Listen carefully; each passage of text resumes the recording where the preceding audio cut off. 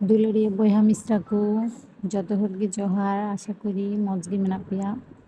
इन्हें आर मिट्टेन नवा short video रे जत हर जोहार नॉय पे नेल नामदा तिहिन दो मिट्टेन रेस्टोरेंट दाड़ानी हेज अकाना इनरेन बाबू और इनरेन कुड़ी निये ओड़ा रे ताहे ताहे ते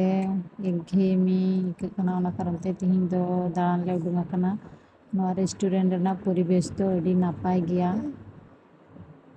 दिनाजपुर रे अकोय को मेना पेया आपे पे हेज दाड़ेया नवा रेस्टोरेंट कॉलेज मोड़ उत्तर पास रे नवा दो मेना क्रिस्टियान मिशन सुईहारी गिरजा गेट रेना अपोजिट रे मेना नवा दो